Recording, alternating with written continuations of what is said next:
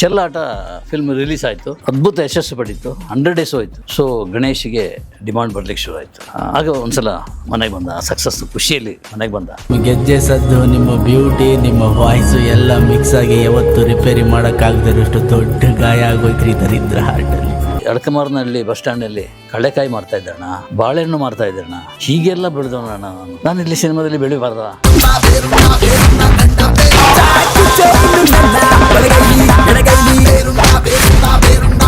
ತುಂಬ ದೊಡ್ಡ ಸ್ಟಾರ್ ಆಗ್ತಿ, ಇದೆಲ್ಲ ನೀನು ಆಮೇಲೆ ಮರಿಬಾರ್ದು. ಗಡಿಯಲ್ಲಿ ಬಂದೂಕ ಹಿಡ್ಕೊಂಡಿರೋ ಪ್ರತಿಯೊಬ್ಬನು ದೇಶ ಕಾಯೋ ಸೈನಿಕ ಆದ್ರೆ ಎದೆಯಲ್ಲಿ ಕನ್ನಡ ಅಭಿಮಾನ ಇಟ್ಕೊಂಡಿರೋ ಪ್ರತಿಯೊಬ್ಬನು ಕನ್ನಡದ ಸೈನಿಕ ಕಣ. ಆದರೆ ಕಾದಲ್ ರೈಟ್ಸ್ ತಗೊಂಡಿರೋದು ಪ್ರಕಾಶ್ ರೈ.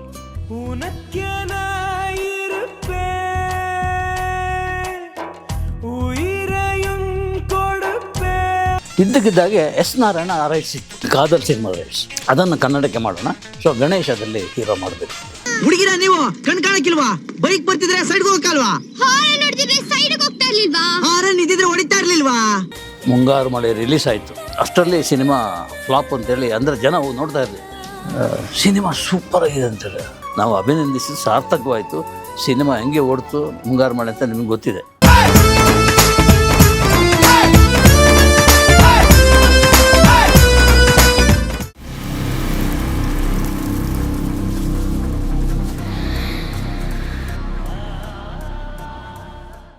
ಚೆಲ್ಲಾಟ ಫಿಲ್ಮ್ ರಿಲೀಸ್ ಆಯಿತು, ತುಂಬ ಅದ್ಭುತ ಯಶಸ್ಸು ಪಡೀತು, 100 ಡೇಸ್ ಹೋಯಿತು. ಸೊ ಗಣೇಶ್ಗೆ ಡಿಮಾಂಡ್ ಬರಲಿಕ್ಕೆ ಶುರು ಆಯಿತು. ಆಗ ಒಂದ್ಸಲ ಮನೆಗೆ ಬಂದ, ಸಕ್ಸಸ್ ಖುಷಿಯಲ್ಲಿ ಮನೆಗೆ ಬಂದ. ಅಮ್ಮನ ಮನೆಗೆ ಬಂದ್ಬಿಟ್ಟು, ಅಣ್ಣ ಏನೋ ಖುಷಿ ಆಗ್ತಾಯಿದೆ. ಆಗ ಬೈಕ್ ಅಲ್ಲ, ಕಾರು, ಸ್ಯಾಂಟ್ರೋ ಕಾರು ತೊಗೊಂಡಿದ್ದ. ಅಣ್ಣ ಕಾರ್ ತೊಗೊಂಡಿದ್ದೀನಿ ಅಂತ ಹೇಳಿದೆ. ಖುಷಿ. ಅಲ್ಲೆಲ್ಲೋ ನಾಗಶೇಖರ್ ಜೊತೆ ಯಾವುದೋ ರೂಮ್ನಲ್ಲಿದ್ದರು, ಅದು ರೂಮ್ ಚೇಂಜ್ ಮಾಡಿದ್ದೀನಿ, ಸ್ವಲ್ಪ ದೊಡ್ಡ ಮನೆ ಥರ ಮಾಡಿದ್ದೀನಿ ಅಂತ. ಮಾಡು, ಖುಷಿ ನನಗೆ ಅಂತ ಹೇಳ್ದ. ಇದನ್ನೆಲ್ಲ ಹೇಳ್ತಾ ಇದ್ದಾಗ ನನಗೆ ಒಂದು ನೆನಪಾಗೋದೇನೆಂದರೆ, ಗಣೇಶ ಹೇಳ್ತಿದ್ದ ಆ ಕತೆ. ಅದಂದರೆ, ಒಂದು ಕಾಲದಲ್ಲಿ ಅಡಕಮಾರನಹಳ್ಳಿಯಲ್ಲಿ ಮನೆ ಇರುವಾಗ ಬಡತನದ ಫ್ಯಾಮಿಲಿ ಅದು, ತುಂಬ ಬಡತನ ಅಂದರೆ ತುಂಬ ಬಡತನ. ಆಗ ಗಣೇಶ್ ಆತನೇ ಹೇಳಿರೋದು ನನಗೆ ಗೊತ್ತಾಗ್ಲಿಕ್ಕೆ ಸಾಧ್ಯನೇ ಇಲ್ಲ. ನಾನು ಅಲ್ಲಿ ಅಡಕಮಾರನಹಳ್ಳಿ ಬಸ್ ಸ್ಟ್ಯಾಂಡಲ್ಲಿ ಕಳೆಕಾಯಿ ಮಾರ್ತಾಯಿದ್ದಣ್ಣ, ಬಾಳೆಹಣ್ಣು ಮಾರ್ತಾಯಿದ್ದಣ್ಣ, ಹೀಗೆಲ್ಲ ಬೆಳೆದವಣ್ಣ ನಾನು ಇಲ್ಲಿ ಸಿನಿಮಾದಲ್ಲಿ ಬೆಳಿಬಾರ್ದ, ಬೆಳಿಬೇಕು, ತುಂಬ ಬಡತನ. ಆಮೇಲೆ ನಾನು ಇಲ್ಲಿ ಆರ್ಕೆಸ್ಟ್ರಾದಲ್ಲಿ ಹಾಡ್ತಾಯಿದ್ದೆ. ಆಮೇಲೆ ಇದು ಮದುವೆ, ಎಲ್ಲೆಲ್ಲಿ ಮದುವೆ ನಡೀತಿತ್ತೋ ಅಲ್ಲೆಲ್ಲ ಹೋಗಿ ಸ್ಟೇಜ್ ಮೇಲೆ ಆಡ್ತಿದ್ದೆ, ಕುಣಿತಿದ್ದೆ, ಡ್ಯಾನ್ಸ್ ಮಾಡ್ತಿದ್ದೆ. ಎಷ್ಟು ದುಡ್ಡು ಬಂತೋ ಅಷ್ಟು ನನಗೆ ಅಗತ್ಯ ಇತ್ತು, ಅದನ್ನು ಮಾಡ್ತಾಯಿದ್ದೆ.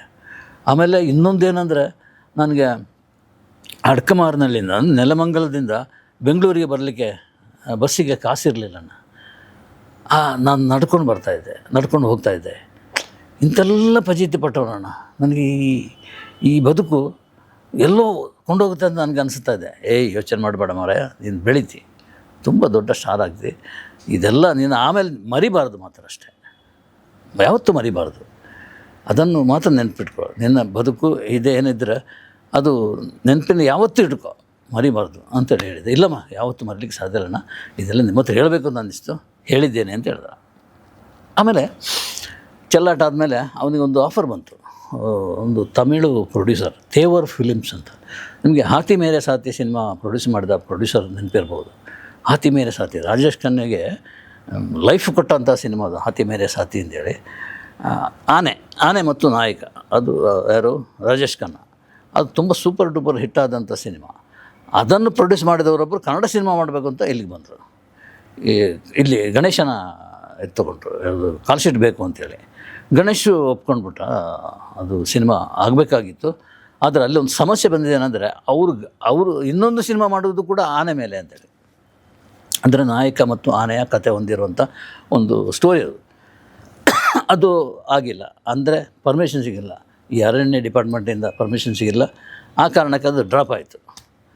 ಇನ್ನೊಂದು ಸಲ ಒಂದು ಕಾದಲ್ ಅಂತ ಒಂದು ಸಿನಿಮಾ, ನೀವು ಚೆಲುವಿನ ಚಿತ್ತಾರ ಅಂತ ಹೆಸರು ಕೇಳಿರ್ಬೋದು, ಎಸ್ ನಾರಾಯಣ್ ಡೈರೆಕ್ಟ್ ಮಾಡಿರೋದು. ಕಾದಲ್ ಸಿನಿಮಾ ನೋಡ್ಕೊಂಡ್ಬಿಡ್ತಾರೆ ಯಾರು ಗಣೇಶು ನಾಗಶೇಖರ್ ಅವರ ಕಿಟ್ಟಿ, ಶ್ರೀನಗರ ಕಿಟ್ಟಿ, ಅದೊಂದು ಟೀಮ್ ಅದು. ಹೋಗಿ ನೋಡ್ಕೊಂಡು ಬಂದಾಗ ಸಿನಿಮಾ ನೋಡ್ಕೊಂಡು ಬಂದು ರೂಮಲ್ಲಿ ಡಿಸ್ಕಷನ್ ಯಾವಾಗಲಾಗೆ ಅದ್ರ ಬಗ್ಗೆ ಡಿಸ್ಕಷನ್ ಇರುತ್ತೆ. ಇದು ಇಂಥ ಒಂದು ಕ್ಯಾರೆಕ್ಟರ್ ಸಿಕ್ಕಿದ್ರೆ ನಾನು ಹೇಗೆ ಮಾಡ್ಬೋದು, ಮಿಂಚ್ಬೋದಲ್ಲ ಇಂಡಸ್ಟ್ರಿಯಲ್ಲಿ ಅಂತೇಳಿ ಯೋಚನೆ ಮಾಡ್ತಾಯಿದ್ರು.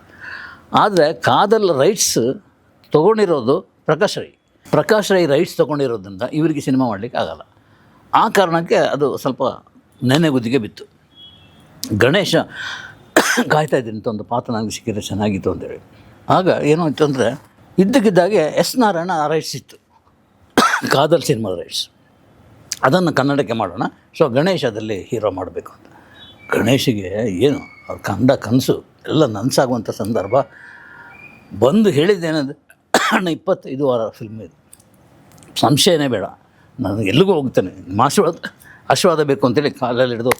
ಚೆಲ್ಲಾಟ 100 days, ಆಮೇಲೆ ಚೆಲುವಿನ ಚಿತ್ತಾರ 25 ವಾರ ಓಡಿದ ಮೇಲೆ ಇನ್ನು ಅವನು ಗಣೇಶನ ಹಿಡಿದ್ಯಾರು. ಸೂಪರ್ ಹಿಟ್ ಆಯಿತು. ಆಮೇಲೆ ನೋಡಿದರೆ ಇದು ಮುಂಗಾರು ಮಳೆ ನೆಕ್ಸ್ಟ್ ಶೂಟಿಂಗ್. ಒಂದು ದಿವಸ ಇದ್ದಕ್ಕಿದ್ದಾಗ ಬಂದ ಮನೆಗೆ, ಬರ್ತಾನೆ ಇರ್ತಾಯಿದ್ದ, ಏನು ಒಂದು ವಾರ ಗ್ಯಾಪು, ಒಂದು 10 ದಿವಸ ಗ್ಯಾಪು, ಈ ಥರ. ಮನೆಗೆ ಬಂದಾಗ ಹಣ ನಡುಗ್ತಾ ಇದ್ದ, ಏನಾಯ್ತು ಏನಾಗೋಯ್ತು ಅಂತೇಳಿ. ನಾ ಫಸ್ಟ್ ಅಭಿಮಾನಿಗಳಲ್ಲಿ ಒಂದು ಭಿನ್ನವಿಸ್ಬೇಕೇನೆಂದರೆ, ನಾನು ಮಧ್ಯದಲ್ಲಿ ಗಣೇಶಿಗೆ ಏಕವಚನದಲ್ಲಿ ಮಾತಾಡ್ಬೋದು, ಸೊ ಅದನ್ನು ಸಹಿಸ್ಕೊಳ್ಳಿ. ಯಾಕಂದರೆ ನಾನು ಮೊದಲೇ ಹೇಳಿದ್ದೀನಿ, ವಯಸ್ಸು ಇದರಲ್ಲಿ ಮಗನಾಗಿ ಇರುವಂಥವನು, ಅದು ಅಪ್ಪಿ ಏಕವಚನ ಬಂದರೆ ಅದು ತಪ್ಪು ತಿಳಿಬೇಡಿ ಅಂತೇಳಿ ಒಂದು ಸ್ಪಷ್ಟೀಕರಣ ಕೊಟ್ಟು ಮುಂದುವರಿತೇನೆ. ಏನಾಯಿತು ಅಂತ ಕೇಳಿದೆ. ಇಲ್ಲ ಅಣ್ಣ, ನನಗೆ ಇಲ್ಲಿದು ಜೋಗದ ಶೂಟಿಂಗ್ ಮುಂಗಾರು ಮಾಡಿದ್ದು ಮುಗಿಸಿ ಬಂದಿದ್ದಾರೆ, ಅದೊಂದು ಜಾಗದಲ್ಲಿ ನನ್ನನ್ನು ನಿಲ್ಲಿಸಿದ್ದಾರೆ, ನನ್ನನ್ನು ಮತ್ತು ಪೂಜಾ ಗಾಂಧಿಯನ್ನು ನಿಲ್ಲಿಸ್ಬಿಟ್ಟು ಶೂಟ್ ಮಾಡಿದ್ದಾರೆ. ಅದು ಏನು ನನಗೆ ಈಗಲೂ ನನಗೆ ಭಯ ಆಗ್ತಾಯಿದೆ. ಅದು ಪಾತಾಳ ಕೆಳಗೆ ನೀರು ಬೀಳ್ತಾಯಿದೆ, ಅದು ಕಣ್ಣಿಗೆ ಕಾಣ್ತಾ ಇದೆ. ಆ್ಯಕ್ಟ್ ಮಾಡಿ ಅಂತೇಳಿ ಹೇಳ್ತಾ ಇದ್ದಾರೆ. ಬಟ್ ಹೇಗೆ ಎಂಥ ಆ್ಯಕ್ಟ್ ಮಾಡೋದು, ಅಂಥ ಜಾಗದಲ್ಲಿ ನಿಂತ್ಕೊಂಡು ಸಕ್ಸಸ್ಫುಲಿ ಬಂದಿದ್ದೀನಿ. ಬಟ್ ವಂಡರ್ಫುಲ್ಲಾಗಿ ಬಂದಿದೆ. ಯೋಗದ ಜಲಪಾತವನ್ನು ಯಾವ ರೀತಿ ತೋರಿಸ್ತಾರೆ ಅಂದರೆ ಅದ್ಭುತ ಅಂತ ಹೇಳ್ಬೋದು. ಆಯ್ತಪ್ಪ ಅಂತ ಮುಂಗಾರು ಮಳೆ ರಿಲೀಸ್ ಆಯಿತು. ನಮಗೆ ಫ್ರೆಶ್ ಹೋಗ್ಲಿಕ್ಕೆ ಆಗಿರಲಿಲ್ಲ. ನಾನು ಮತ್ತು ನನ್ನ ತುಂಬ ಆತ್ಮೀಯ ಗೆಳೆಯ ಸಂತೋಷ್ ಪೈ ಅಂತೇಳಿ ಒಂದು ಶೋ ಹೋದ್ವಿ. ಅಷ್ಟರಲ್ಲಿ ಸಿನಿಮಾ ಫ್ಲಾಪ್ ಅಂತೇಳಿ, ಅಂದರೆ ಜನ ನೋಡ್ತಾ ಇರಲಿಲ್ಲ.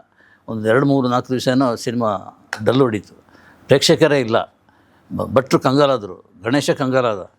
ನಾವಿಬ್ಬರು ಹೋಗಿ ನೋಡ್ತೀವಿ, ಸಿನಿಮಾ ಸೂಪರಾಗಿದೆ ಅಂತೇಳಿ.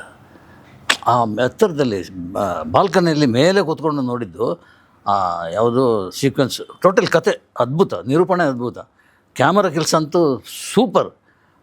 ಜಲಪಾತ ನಮ್ಮ ಮೇಲಿಂದ ನೋಡೋಕೆ ಕೆಳಗೆ ಬಿದ್ದಂಗೆ ಆಗ್ತಾಯಿತ್ತು ಬಾಲ್ಕನಿಯಿಂದ, ಅಂಥ ಎಫೆಕ್ಟ್ ಕೊಟ್ಟಿದ್ದಾರೆ. ಅದು ಅಷ್ಟು ಚೆನ್ನಾಗಿ ಬಂದಿದೆ. ಅದರ ಮಧ್ಯೆ ಒಂದು ವಾಯ್ಸ್ ಬರೋದಾಗಲಿ ಎಲ್ಲ ತುಂಬ ಚೆನ್ನಾಗಿದೆ. ಇದಕ್ಕೆ ಏನಾದ್ರು ಮಾಡಬೇಕು ಪೈಗಳೇ, ನಾವು ಸುಮ್ಮನೆ ಇರೋದು ಬೇಡ, ಇದು ಒಂದು ಅದ್ಭುತ, ಯಾವುದೋ ಲೆವೆಲಿಗೆ ಹೋಗುವಂಥ ಸಿನಿಮಾ, ನಾವೇನಾದರೂ ಮಾಡಬೇಕು ಅವರಿಗೆ ಅಂತೇಳಿ ಹೇಳಿ ಮಾತಾಡ್ಕೊಂಡ್ವಿ. ಅಷ್ಟರಲ್ಲೇ ಒಂದು ಪ್ರೆಸ್ ಮೀಟ್ ಅರೇಂಜ್ ಮಾಡಿದ್ರು ಭಟ್ರು ಗ್ರೀನ್ ಹೌಸ್ ಸೆಲ್ಲರ್ನಲ್ಲಿ. ಸೊ ನಾವು ಪ್ರೆಸ್ ಮೀಟಿಗೆ ಹೋಗುವಾಗ ಹೇಳಿದೆ ಪೈಗಳ ಹತ್ರ, ಒಂದಷ್ಟು ಬೊಕ್ಕೆ ಹಿಡ್ಕೊಂಡು ಬನ್ನಿ, ಅಭಿನಂದನೆ ತಿಳಿಸೋಣ, ಅದರಲ್ಲೇನು ಆಗುವಂಥದ್ದು ಹೋಗುವಂಥದ್ದೆಲ್ಲ ಅಂತೇಳಿ. ಸೊ ಪ್ರೆಸ್ ಮೀಟ್ ಎಲ್ಲ ಕೂತ್ಕೊಂಡಿದ್ದಾರೆ, ಅವರಷ್ಟು ಪ್ರೊಡ್ಯೂಸರ್ ಎಲ್ಲ. ನಾವು ಒಬ್ಬೊಬ್ಬರಿಗೆ ಇದು ಕೊಟ್ಟು ಬೊಕ್ಕೆ ಕೊಟ್ಟು ಅಭಿನಂದನೆ ಹೇಳ್ತಾ ಬಂದ್ವಿ. ಅವರು ಅಂದರೆ ಡಲ್ ಹೊಡೆದಿತ್ತಲ್ವ ಸಿನಿಮಾ, ಪ್ರೇಕ್ಷಕ ನೋಡ್ತಾನೆ ಇರಲಿಲ್ಲ, ಖಾಲಿ ಹೊಡಿತಾಯಿತ್ತು ಥಿಯೇಟ್ರ್. ಇದು ನಮ್ಮ ಈ ಮಾತು ಕೇಳಿಬಿಟ್ಟು ಅದೇನು ಉದ್ಯೋಗ ಬಂತೇನೋ ಗೊತ್ತಿಲ್ಲ, ಎಲ್ಲ ಅಳ್ತಾ ಕೂತ್ಕೊಂಡ್ಬಿಟ್ರು, ಖುಷಿಯಲ್ಲಿ ಅಳ್ತಾ ಕೂತ್ಕೊಂಡ್ಬಿಟ್ರು. ಬಟ್ ಏನಿದು ಕೃಷ್ಣಪ್ಪ ಅವರು, ಆಮೇಲೆ ಗಂಗಾಧರ್ ಅಂತೇಳಿ ಅದು ಪೂರ್ತಿ ಅದರ ಪ್ರೊಡಕ್ಷನ್ ನೋಡ್ಕೊಂಡವರು, ಗಣೇಶ್, ಯೋಗರಾಜ್ ಭಟ್ರು ಅಳೋದನ್ನು ಎಲ್ಲರೂ ನೋಡಿದ್ದೀರ ನೀವು? ನಾನು ಅದು ಫಸ್ಟ್ ಟೈಮ್ ಮತ್ತು ಲಾಸ್ಟ್ ಟೈಮ್ ನೋಡಿದ್ದೆ, ಆಮೇಲೆ ನಗುದೇ ಆಗೋಯ್ತು, ಖುಷಿ ಅಂತಲ್ಲಿ. ಅದು ನಮ್ಮ ಅದೃಷ್ಟನೋ ಸಿನಿಮಾದ ಅದೃಷ್ಟನೋ, ಆ ಕ್ವಾಲಿಟಿ ಅದರಲ್ಲಿತ್ತು ಅಂತ ಗೊತ್ತಿಲ್ಲ. ನಾವು ಅಭಿನಂದಿಸಿದ್ದು ಸಾರ್ಥಕವಾಯಿತು. ಸಿನಿಮಾ ಹೆಂಗೆ ಓಡ್ತು ಮುಂಗಾರು ಮಳೆ ಅಂತ ನಿಮಗೆ ಗೊತ್ತಿದೆ. ಅಂಥ ಅದ್ಭುತ ಸಿನಿಮಾ ಓಡ್ತು, ಚೆನ್ನಾಗಾಯ್ತು. ನಾನೇನು ತಮಾಷೆ ಮಾಡಿದೆ, ಏನು ಮುಂಗಾರು ಮಳೆ ಟೈಟ್ಲೇ ಅಲ್ಲ ಅಂತೇಳಿ ಎಲ್ಲವನ್ನೂ ವಾಪಸ್ ತೊಗೊಂಡೆ ಗಣೇಶ್ ಹತ್ರ. ಇಲ್ಲ ಮಾರ ಹಾಗೇನು ಹೇಳಿದಲ್ಲ, ನನಗೆ ಅನಿಸಿತ್ತು, ನಾನು ಅದನ್ನು ಹೇಳಿದೆ ಅಂತೇಳಿ. ಅದು ಸಕ್ಸಸ್ ಆಯಿತಾ. ಒಂದು ದಿವಸ ಬಂದ, ನಿಂತು ಮಾತಾಡ್ಬೇಕನ್ನ, ಬಾಬಾ ಅಂತೇಳಿ ಬಂದ, ಕೆಳಗೆ ಕೂತ್ಕೊಂಡ. ನಾನು ಅದೇ ನನ್ನೊಂದು ಚೇರಿದೆ ಪರ್ಮನೆಂಟ್ ಮನೆಯಲ್ಲಿ, ಕೆಳಗೆ ಕೂತ್ಕೊಂಡು, ಅಣ್ಣ ಜವಾಬ್ದಾರಿ ಜಾಸ್ತಿ ಆಗಿದೆ ನನಗೆ, ತುಂಬ ಅಭಿಮಾನಿಗಳು ಜಾಸ್ತಿ ಆಗಿದ್ದಾರೆ, ನನ್ನ ಡಿಮಾಂಡ್ ಜಾಸ್ತಿ ಆಗಿದೆ. ಅಂದರೆ ಜನಗಳು ಬಂದು ಪ್ರೊಡ್ಯೂಸರ್ಸ್ ಬಂದು ಕಾಲ್ ಶೀಟ್ ತಗೋತಾ ಇದ್ದಾರೆ, ಎಲ್ಲ ಒಳ್ಳೆಯ ಭವಿಷ್ಯ ಇದೆ ಅಂತ ಅನ್ನಿಸ್ತಾ ಇದೆ ಅಂತ ಹೇಳಿದೆ. ಆಗ ನಾನು ಒಂದು ಫ್ಲ್ಯಾಶ್ ಬ್ಯಾಕಿಗೆ ಹೋದೆ. ಅದು ಹುಬ್ಬಳ್ಳಿಯ ಅಯೋಧ್ಯೆ ಹೋಟೆಲ್ನಲ್ಲಿ ನಾವಿಬ್ಬರೇ ಒಂದು 2-3 ದಿವಸ ಇರಬೇಕಾಗಿ ಬಂತು. ಯಾವುದೋ ಒಂದು ಫಂಕ್ಷನಿಗೆ ಹೋದಾಗ ಆ ಹೋಟೆಲ್ನಲ್ಲಿ ಎಲ್ಲ ಅಭಿಮಾನಿಗಳೇ, ಅದರ ಓನರ್ನಿಂದ ಹಿಡಿದು ಅಲ್ಲಿ ಸಪ್ಲೈ ಮಾಡೋ ಎಲ್ಲ ಅಭಿಮಾನಿಗಳು ಬಂದು ಫೋಟೋ ತೆಗಿತಾಯಿದ್ರು. ಸೊ ಅದು ನನಗೆ ಗೊತ್ತಾಗ್ಬಿಡ್ತು, ಇವನು ಎಲ್ಲೋ ಸ್ಟಾರ್ ಆಗ್ತಾನೆ ಅಂತೇಳಿ. ಅವನೇನು ಮಾಡ್ತಾಯಿದ್ದ, ನಾನು ಬೆಡ್ ಮೇಲೆ ಮಲ್ಕೊಂಡ್ರೆ ಅವ್ನು ನೆಲದ ಮೇಲೆ ಮಲ್ಕೊಳ್ತಾ ಇದ್ದ.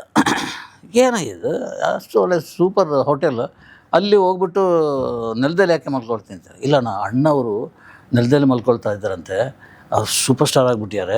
ಸೊ ನನಗೊಂದು ಕನಸಿದೆ, ನಗಬಾರ್ದು ನೀನು, ನನ್ನ ಅಣ್ಣ ನೀನು ಯಾವತ್ತೂ ಎಲ್ಲೂ ಬಿಟ್ಟುಕೊಡ್ಬಾರ್ದು. ನಾನು ಹೇಳಿದ್ದನ್ನು ನಾನು ಹೇಳ್ತಾ ಇದ್ದೀನಿ, ಈಗ ಬಿಟ್ಟುಕೊಡ್ತಾ ಇದ್ದೀನಿ.